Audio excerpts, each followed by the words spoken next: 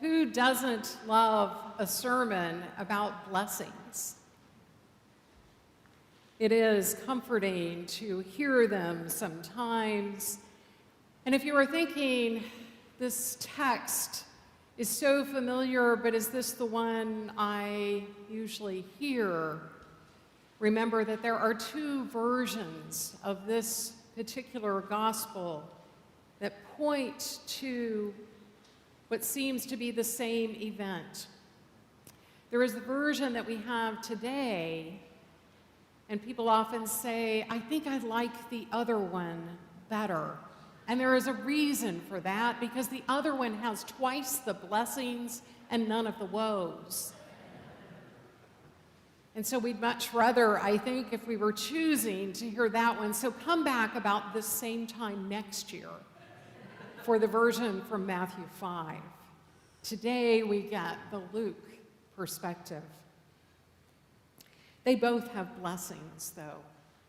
And blessings, I think, we sometimes understand on the surface as good fortune. Blessing is often translated in that particular way. How fortunate one is. And sometimes in our culture, blessing gets co-opted in a way that oversimplifies it. Bless their heart.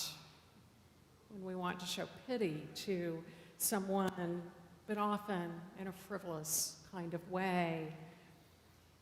There are cards that talk about blessings very much in a surface way.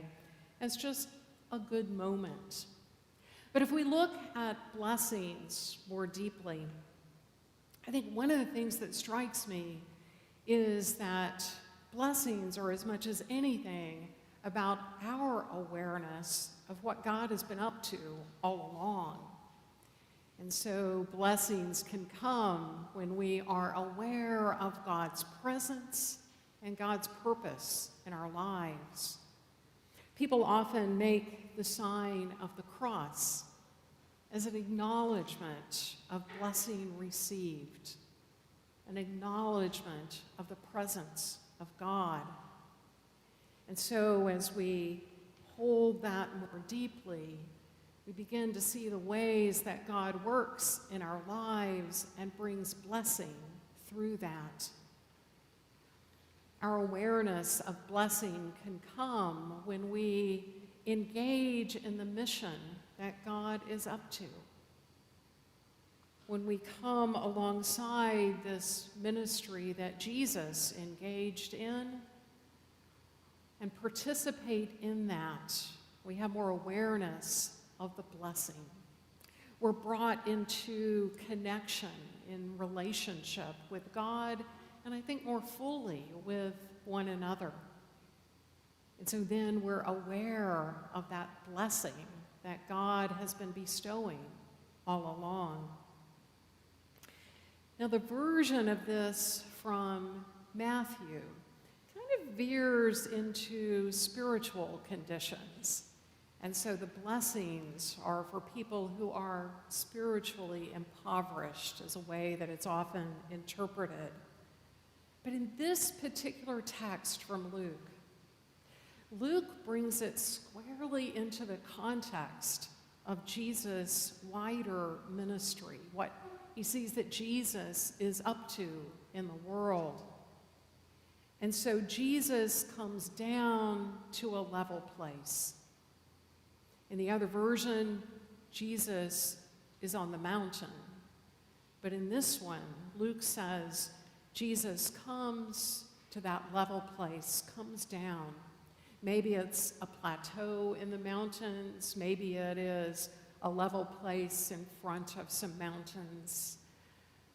The point is, Jesus comes down to be on the same level as those who have been cast out, as those who society would often push aside, ignore.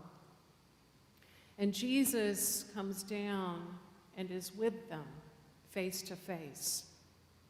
So in this case, blessings are not some metaphor. They're not some abstract kind of concept. Blessings, very real, to meet the real needs of the people. Very real blessings, life-changing, life-altering fact bestowed by God. In this version from Luke, I feel like sometimes we get a vantage point that moves, that shifts.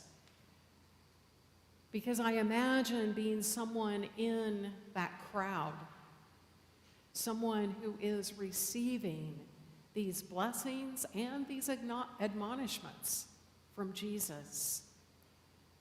Someone who is side by side with others, experiencing that moment facing Jesus. I also think that Luke helps us stand alongside Jesus and look out and see as Jesus sees. I think that's the invitation here. That we can look out and see that there are individuals as Jesus sees them, people with many and varied needs. And to look out and see the crowd. He makes it clear that this is not just about that inner circle, the 12 who are called. It's not about the cathedral chapter or the staff here either. It's about the crowd, the people gathered. And Jesus shows what is possible. Jesus shows the crowd what is possible. To be able to look and see what a life engaged in Jesus' ministry alongside Jesus might look like. To be able to experience a life of blessing. Yes, there are woes here. There are things for us to be mindful of. But I think Jesus is inviting us to make a choice. The choice is set up here by simply having the blessings and the woes side by side, as if Jesus is saying, choose the way you will go. And for those who choose to follow Jesus, Jesus offers up this life of blessing. There was a concept that would have been well known in the community of Jesus' day. It's not something we talk about so much anymore. It's that concept of Jubilee. And so in a Jubilee year, debts would be forgiven. Crops would lay fallow to restore the land. I think what Luke is pointing to is this larger ministry that Jesus is up to, this restoration and reversal that is happening. Because Jesus is showing this way of leveling things out. That there are people who have what others need. And if we can approach that as Jubilee, there will be this sharing, this exchange with one another. I think part of what Jesus is trying to get us to see is that Jubilee is something he wants for everyone in the crowd. And yes, there are people who have obvious needs, but I think Jesus realizes that everyone needs this. This is about a kind of mutual need that we have. It's about our common good. It's about our life in community with one another. And Jesus invites us into that way of life and shows us that it is a way of blessing.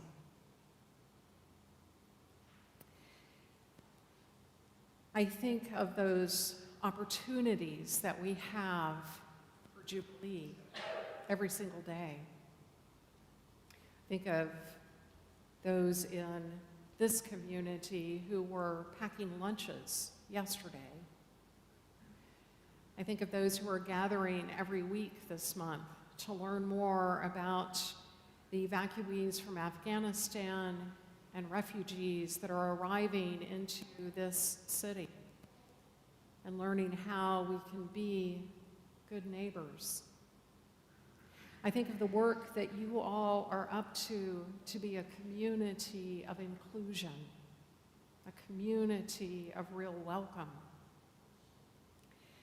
I think that's the work that Jesus is calling us into in this gospel, to be that kind of community for others, for the sake of others, because we all need it. I wonder on this day how God might be stirring our hearts to engage in ministry alongside Jesus. I wonder what opportunities for Jubilee will present themselves. I wonder what it would look like for us to fully step into this life of blessing to which Jesus invites us.